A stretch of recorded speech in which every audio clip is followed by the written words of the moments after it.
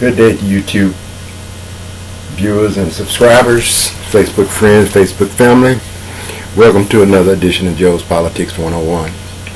Today is June the 6th, 2013, and I'm ready to make another post.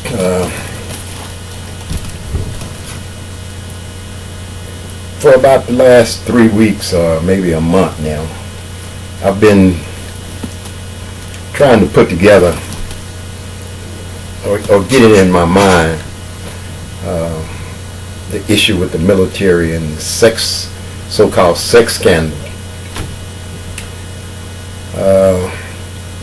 Now it seems of late here that everything that happens is some sort of a scandal. The word scandal have become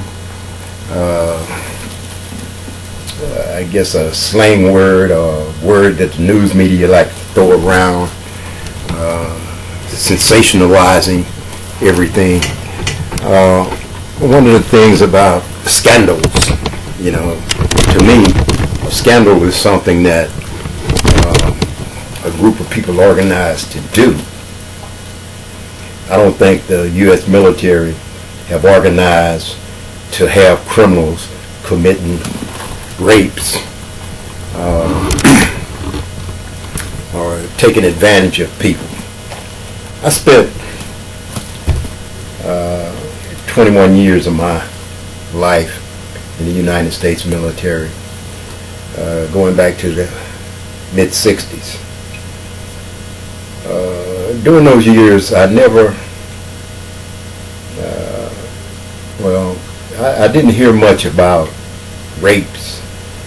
And then again, during that period of time, there wasn't a lot of women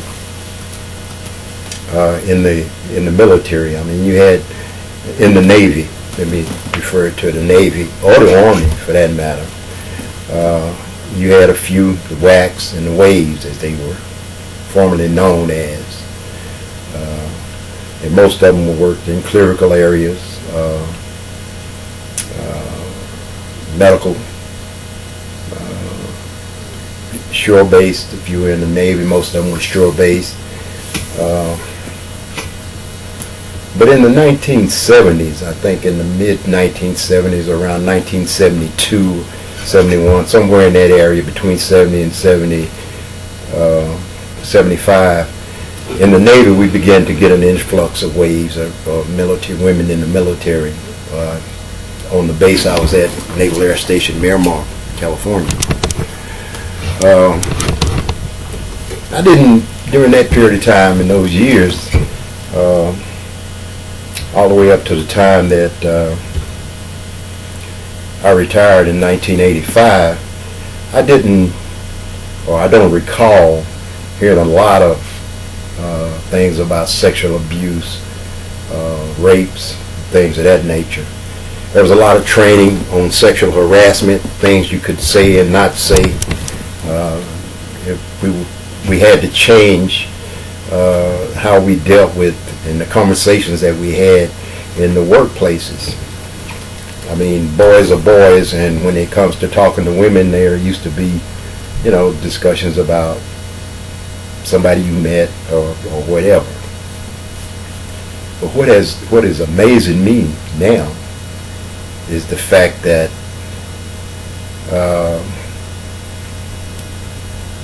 the number of sexual assaults that's in the Navy. And what's more surprising, is the fact that the majority of them are males. That amazes me. I mean, that just, it sort of messes my head up. I don't understand how a male is being or allowing himself to be abused or sexually assaulted by another male. I mean, to me, that's like prison stuff. Things that criminals do in prison to each other or to someone in prison. The military, men in the military are allowing other men to rape them, sexually abuse them. You know, what's going on with that? I don't understand that. You know, I'm a person who would die before I would let another man assault me. He would have to kill me, or I would kill him. You know, my body was not made for that. And it's just hard for me to grasp the idea that a man, a grown man, is weak enough or in such fear that he would allow another man to rape him, force him into doing some sexual act, and then even not to report it, not to bring it to somebody's attention and demand that something be done about it. It's appalling enough that some men will rape a female, a woman, because they know they can take advantage of her. It's something that's not even necessary. So, in my thinking about all of this, what I've come up with is the fact that our military have went from a high quality and a high standard of who's allowed to be in it. And they're bringing in criminals, people who are committing criminal acts. You know, rape is a crime. As a former law enforcement official, I view rape as one of the most heinous crimes other than child abuse. You know, I put child abuse and rape in the same category. Any individual who do that deserves to be in jail. To molest a child, to rape a woman or a man or whoever. What kind of perverts are we having in our military these days? You know, and I don't know. I don't know if this comes from what you see in the political environment, as far as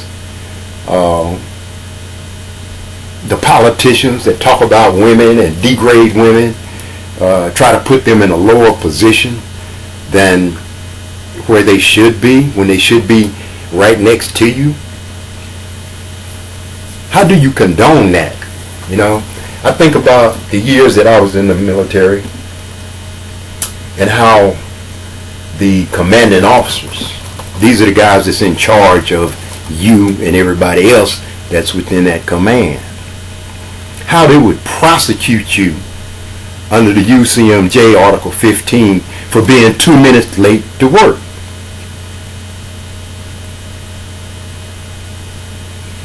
Or for having a problem that you couldn't get to work on that particular day, and you call in and they place you on report, and they would prosecute you for that and give you restriction or days in the brig, stuff of that sort.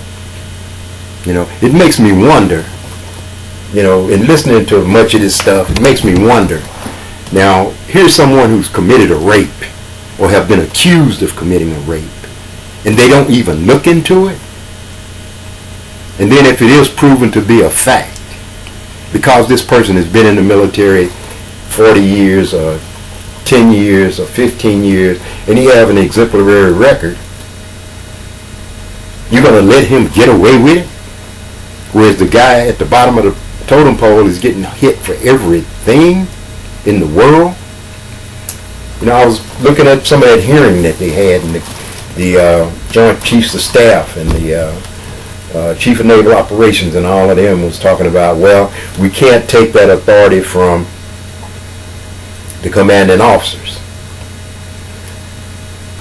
And the question that popped into my mind, well, you're not holding these commanding officers accountable for their actions in dealing with these situations. You know, if a commanding officer get a report that someone has been abused, raped, sexually assaulted, or whatever, he should take the proper steps and do the proper thing, do his job. You know, whatever it requires. I don't care what the guy's record is. Out of all the years that I spent in the military, I never got a break on anything when it came to the UCMJ.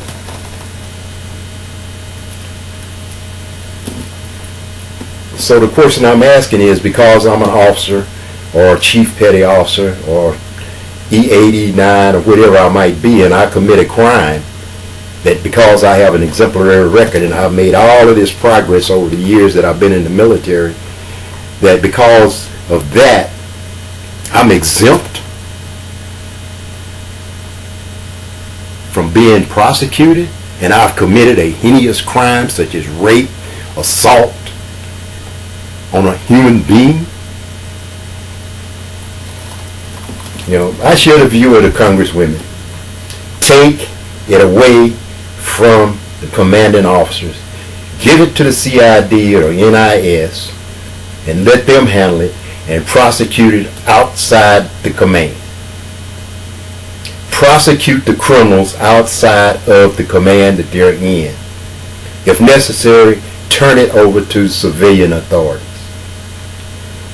The UCMJ serves its purpose on the battlefield, on board ship, and all those places. But if a heinous crime is committed in one of those areas, on board a ship or outside the United States, by a military person who falls under the UCMJ, that person should be stopped right there in his tracks, transferred away from that, the investigation conducted, transferred back stateside or to a base away from his command, and let that prosecution move forward by an individual group of people other than the commanding officer of that individual. You know, I'm just messed up in my mind that people are doing this. I mean,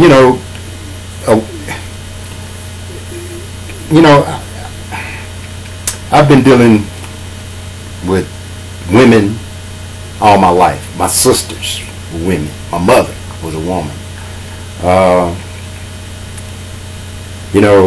And all of my relationships, as far as my intimate relationships, have been with women. I've never had to rape one. I've never had to sexually assault one. I've never had to force myself on one. So why? What is the problem? I was listening to one of those senators talking about, oh, well, most of the people that's in the military are 21, 17, 21, whatever. All them hormones are jumping. Those hormones are jumping. Of course, everybody goes through those changes. The females go through it and the males go through it. But you don't have to rape somebody to fulfill those desires or those pleasures or whatever. It's just plain and simple.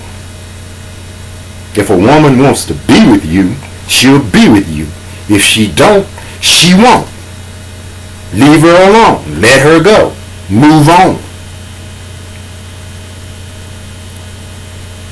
This whole thing, that I'm looking at and listening to in the military, this is not about sex.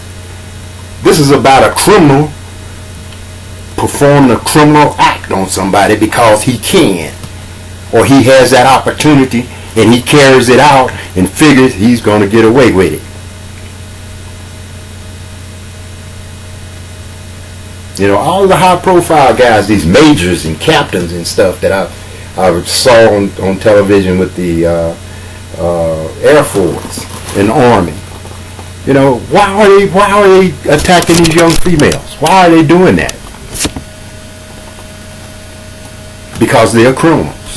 Because they are criminals. They are married men. You know, what's happening at home? How you treat your wife?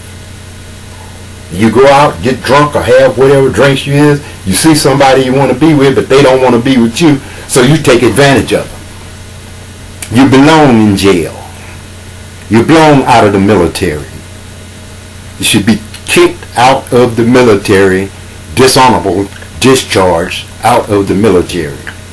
Because if you do it to someone in the military, you'll do it to someone outside the military, you'll do it to some unsuspecting child or juvenile. You know, it's not right. If you're that immoral and that perverted, you deserve not to serve your country. You deserve not to be a part of it. You may have an exemplary record up to the point that you do that. But once you reach that point and you commit a crime of that nature, your exemplary just went to zero. It means nothing.